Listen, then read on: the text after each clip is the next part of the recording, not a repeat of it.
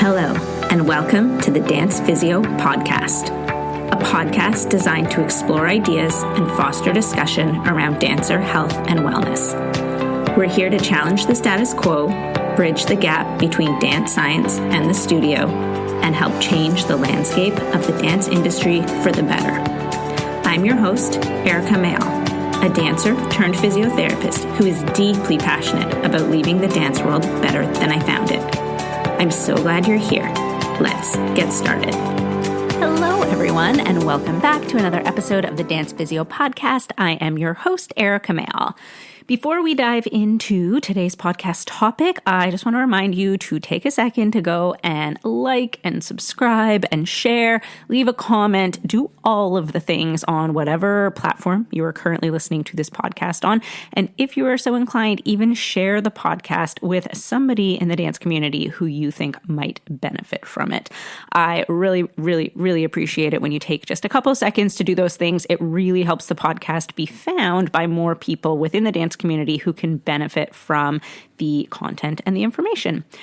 All right, on to today's podcast topic. Today, we are going to be talking all about hip dysplasia in dancers.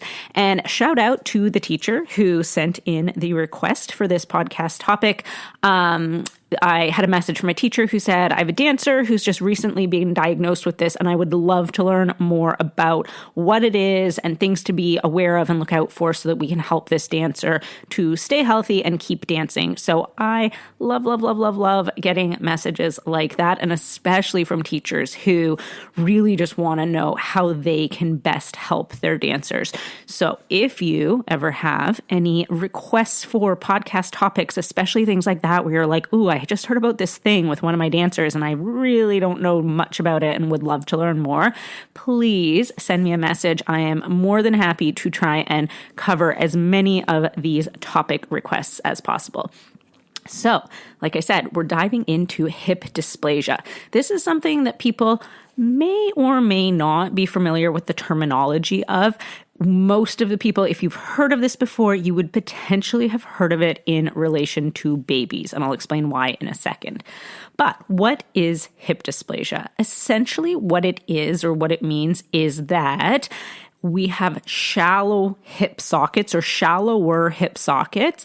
And so in the development of hip dysplasia, you have this socket that doesn't fully cover the ball of the ball and socket joint. So we know the hip is that ball and socket joint, and the ball part of it, so our femur, should fit fairly snugly inside the socket. The socket should be kind of like cup shape, and the ball should sort of fit inside it.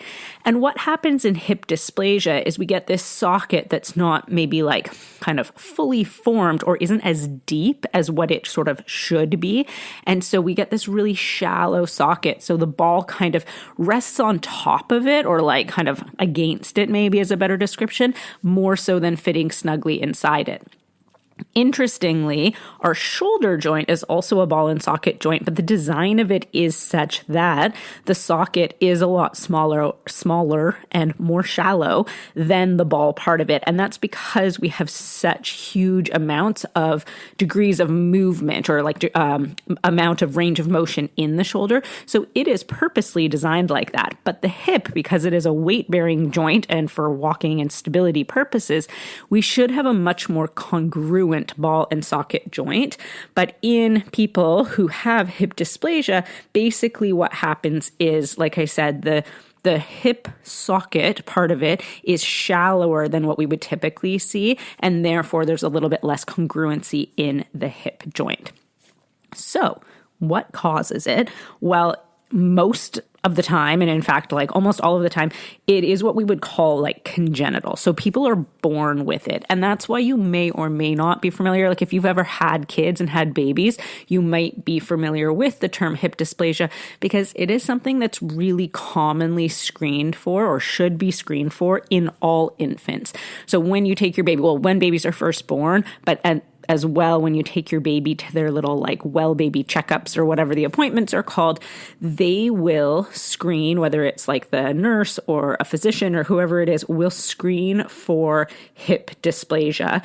Because if it is caught early, or when it's caught early in these babies, there is intervention that we can do. And I'll talk about that in a second. And so in the US, and I don't have an international statistic on this, but in the US, about 1 in 1,000 babies has hip dysplasia. So it's relatively common. And like I said, it's something that is routinely screened for. In our dancers, we probably have dancers who fall into 2 categories, one of which might be dancers who had hip dysplasia as a baby and it was identified and treated at the time. And they may or may not have any issues associated with that. And you may not even know about this because it's something that parents might not think to bring up because it's like, oh yeah, something that happened when the baby was little. And then now they're, a much older child. And if they're not having any issues with their hips or anything like that, it's probably something that's never, ever, ever going to be mentioned to you. So you may not be aware of it. But the second category of people that we see, and we'll talk more about this in a second, is older children or even adults who are getting diagnosed with this later in life. These are generally people who have much more mild cases of hip dysplasia. So it was not picked up when they were an infant. Like they probably had screening done for it, but it wasn't picked up because it wasn't significant enough. When they're doing the screening for babies and infants, they're really looking at can that ball of the ball and socket joint sort of move out of alignment of the hip socket? So they're looking for kind of like subluxation that is happening. And in more mild cases of hip dysplasia, that may not be happening. And so they may not pick up on it in the routine kind of infant screening kind of assessments that are done. So if it's picked up on in a baby, there's a few different sort of treatment options that you'll see if you are a older teacher or parent or somebody in a more advanced age bracket. I'm not going to put a number on that. You might be familiar with the concept of what used to be termed double diapering. And so the treatment for this was basically just that they got told to put 2 diapers on babies. And this was like back in the day of cloth diapers more often. So it was a bit bulkier. So their legs kind of had to be splayed out to the side a little bit to help with that kind of hip joint formation. We have since moved on from that, and now we use either harnesses, these kind of like harnessy brace type things, or in more significant cases, they may even cast the babies in a certain position. And so it depends a bit on what age the hip dysplasia is picked up on. If it's babies who are younger, so say less than 6 months old, they'll usually use what's called this Pavlik harness. And so it's like a little brace kind of thing that goes around their hips and it keeps their legs out in this kind of like abducted hip position. So they're in like almost like a little bit of a froggy position, like knees out to the side. And the idea is that when their hips are in that position, as the cartilage that forms the hip socket starts to continues to grow and starts to kind of solidify, the ball part of the ball and socket joint, if it's positioned correctly in the socket, it can actually create deepening of that socket. So as the baby grows, you actually can correct for some of this shallow socket that's developed in through there. If this isn't discovered or caught until the baby is older, say like more than 6 months old, so there's a little bit more solidification that's already happened in their hip joints, they may go towards what's called like a spica cast, but like casting their lower body. So it's just slightly more aggressive in that sense.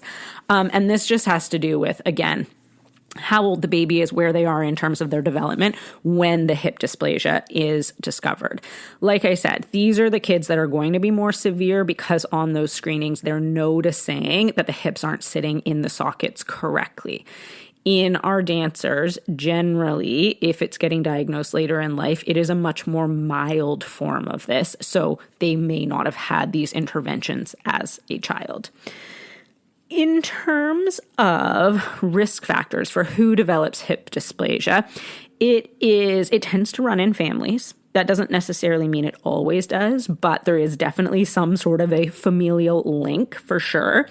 It's more common in females than in males, so unsurprisingly, we potentially see more of it in dance because we tend to have more female participation, especially at lower levels and recreational levels. And interestingly, it is also more common in firstborn children. And part of that is one of the reasons they think that some babies develop hip dysplasia is if there's sort of crowding in the uterus or they don't have a ton of room to move around, especially in the last like month or so of development, they may be in a position that does not allow their hips to sort of sit in the optimal position that allows for that deepening of the hip socket.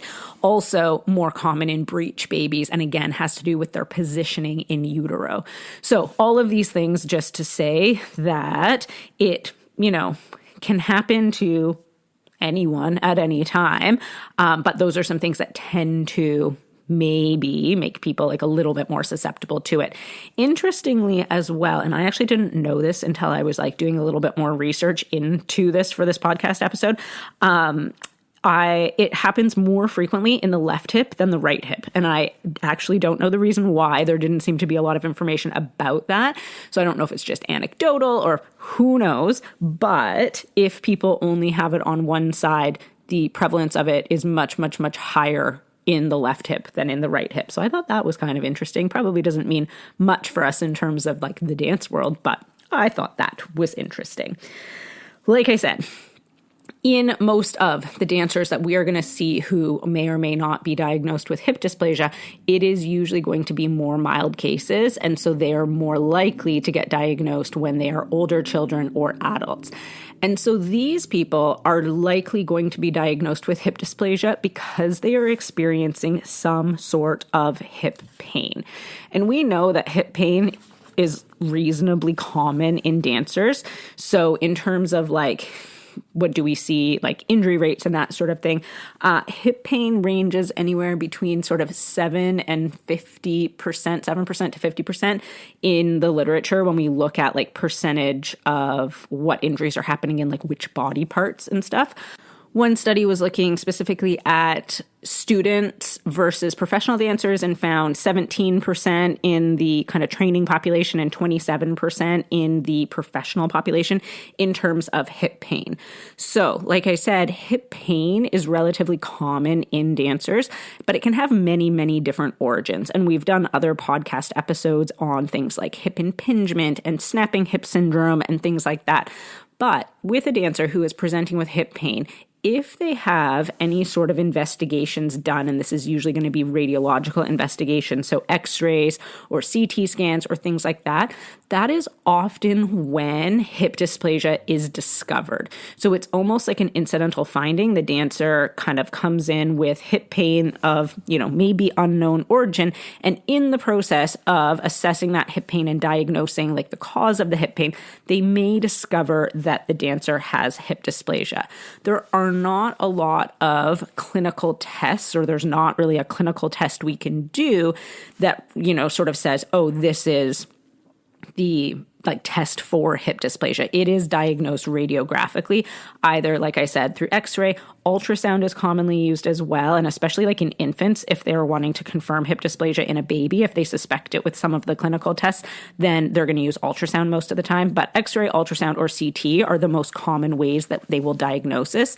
But mostly it's being diagnosed because a dancer is coming in with hip pain and they're trying to determine what the origin of that hip pain is. In terms of prevalence of hip dysplasia in dancers, we don't know for sure what it is. There's one study, it's a little bit of an older study, but they looked at 41 dancers who were undergoing a hip arthroscopy. So that's like a hip surgery where they're going in with a little camera and looking to see, what's going on within the hip joint. And that study found 55% of those dancers had hip dysplasia. So that number is quite high, but we also have to remember that those 41 dancers were having significant enough hip pain that they were undergoing surgery. So this is probably not an accurate representation in terms of like our actual population of dancers within our studio, but we don't have good information on like what the prevalence might actually be because, like I said, it is diagnosed radiographically, and that tends to not happen unless we have a dancer who already is having kind of significant amounts of hip pain. So prevalence, like I said, we don't really know, but we want to be aware of it because how we train these dancers and how we kind of work with their hips and their hip range and things like that, we want to be careful of. Again, we're not necessarily going to know which dancers do and do not have hip dysplasia, but some of the principles we're going to talk about in a second really should apply to all of our dancers. So I don't think it matters too much if we know for sure that they have it or not, because some of what we're going to talk about really should just be applied across the board to all of our dancers. So, what are some of the things that might make dancers slightly more susceptible? And this is maybe not a totally accurate way of saying that, because like I said, most dancers, hip dysplasia is actually congenital. They're going to be born with it. But why do we potentially see more dancers with hip dysplasia?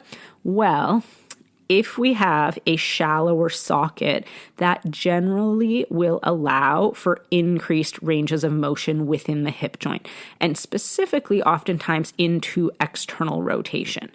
And in dance, many dance forms obviously require large degrees of hip external rotation or turnout. And so we probably see dancers who kind of self-select into dance. If we have little kids who are, just taking a creative movement class or baby ballet or whatever it is that they're taking when they're little, if they naturally have the facility to be able to turn their hips into turnout or external rotation quite easily, they're often going to get praised more, and it's also just going to come more naturally and feel less effortful to them. So they might be more likely to be like, oh, I really like this. This is something that feels easy in my body. This is something that feels natural to me. And so we probably have this kind of self-selection bias.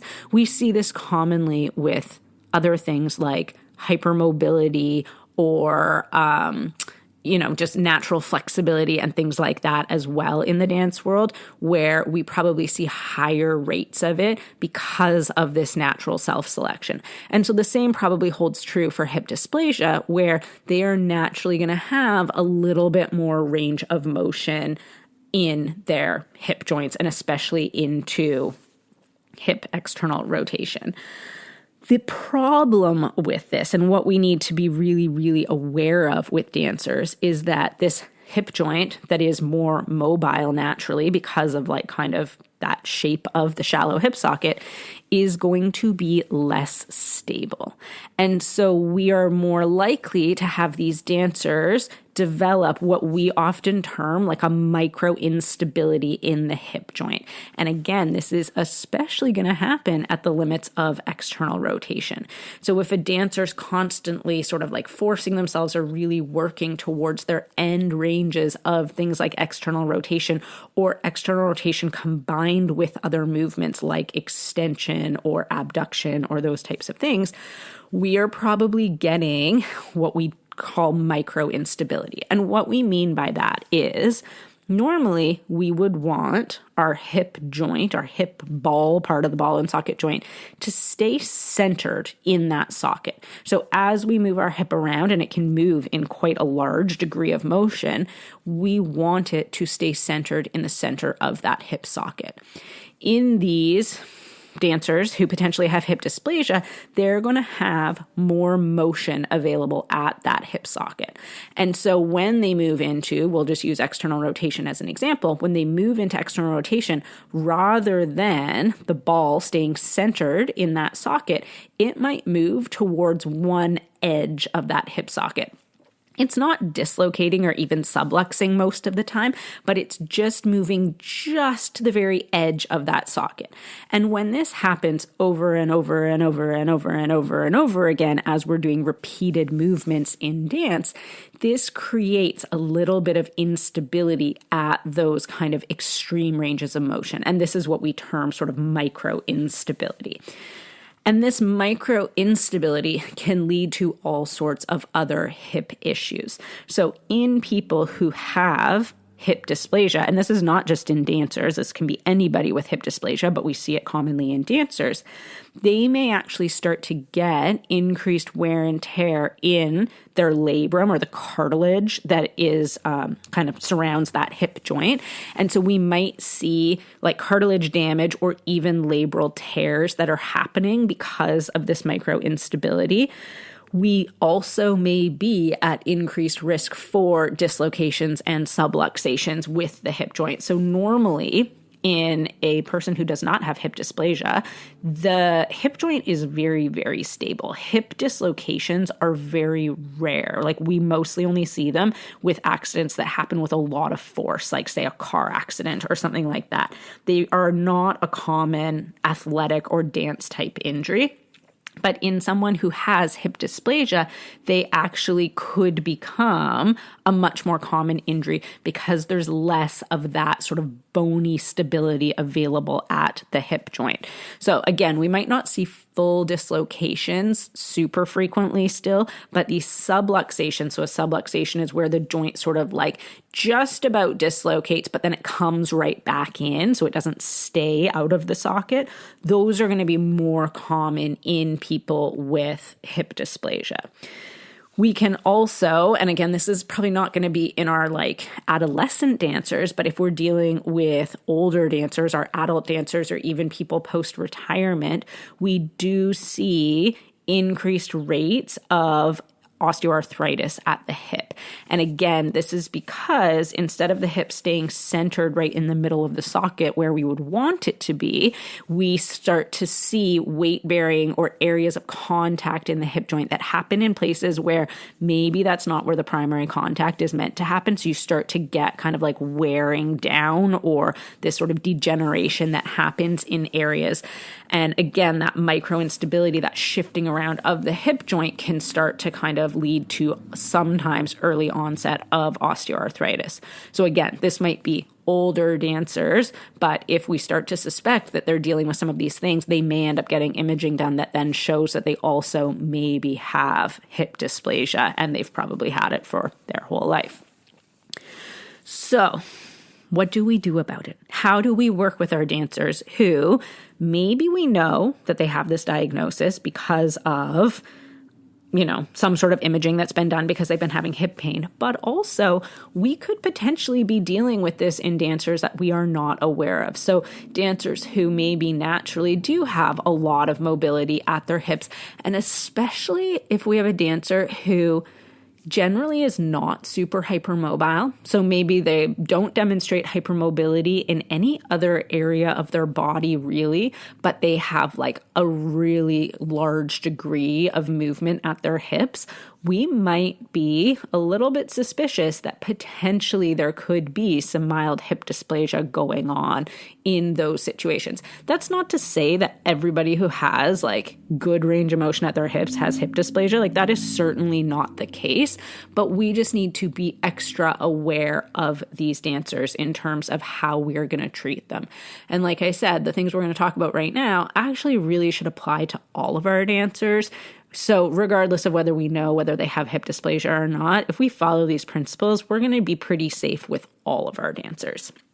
So number one thing with hip dysplasia is education. So really educating these dancers on why their hips might be a little bit more vulnerable in certain positions, because dancers oftentimes like to, I always use the word exploit. I need to come up with a better word, but it kind of like serves its purpose. So they often like to exploit things that they're quite good at, because if we have a dancer who naturally has a very, say, open second position because they can externally rotate their hips really easily because potentially they have hip dysplasia, if they're getting praised for that, then they're often going to want to do that like over and over and over again. And you can insert any move you want here. It could be tilts, it could be whatever it is.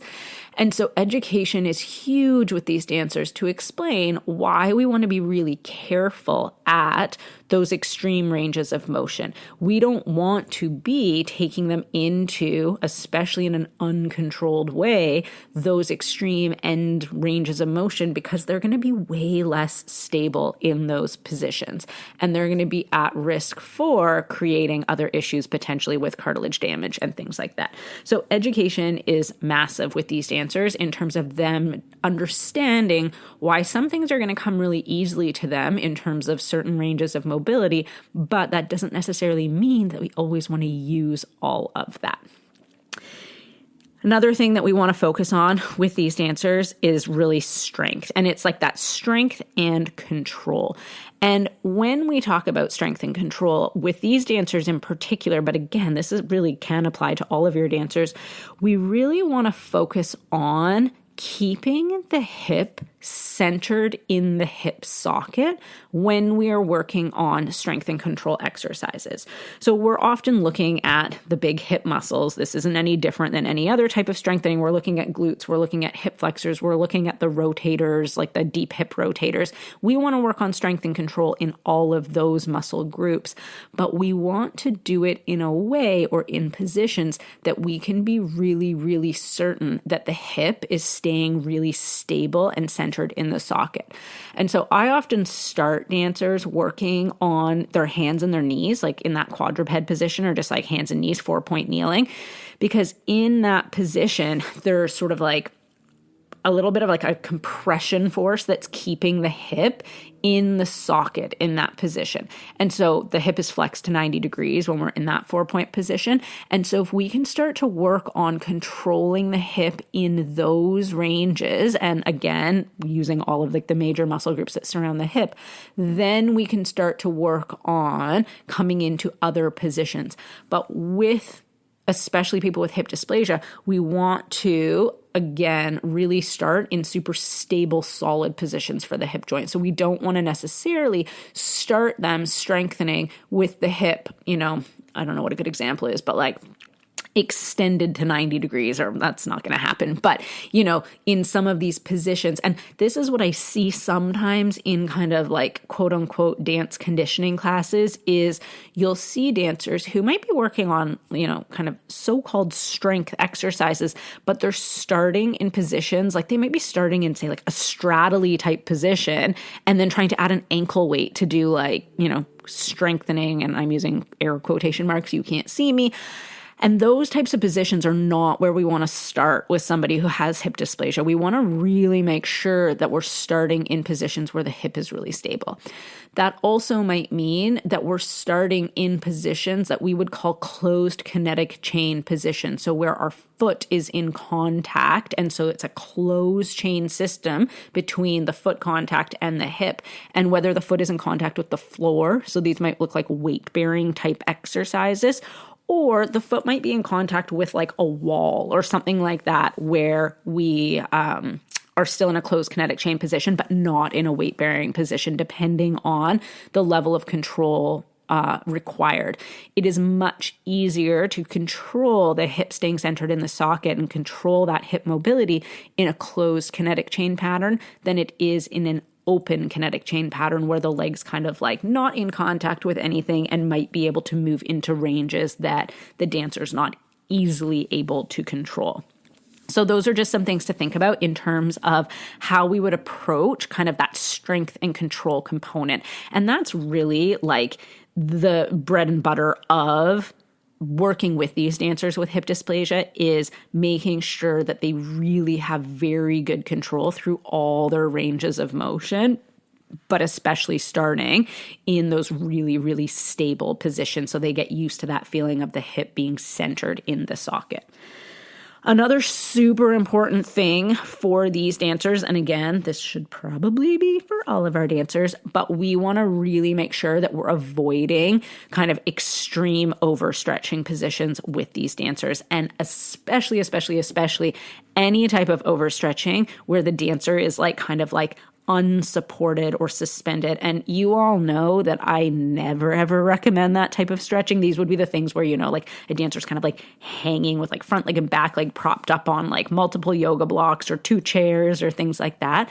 I'm never ever going to advocate for that type of overstretching, but especially in these dancers with hip dysplasia, we need to really make sure we're not doing those types of things. But even other types of overstretching, we need to be extra careful with these dancers because they are more susceptible to hip subluxations. So for them, making sure that they're really focusing on controlled mobility and active mobility through full range, as opposed to a lot of kind of static stretching hanging out at their end ranges, is going to be important for them in terms of making sure that we keep their hip joints healthy.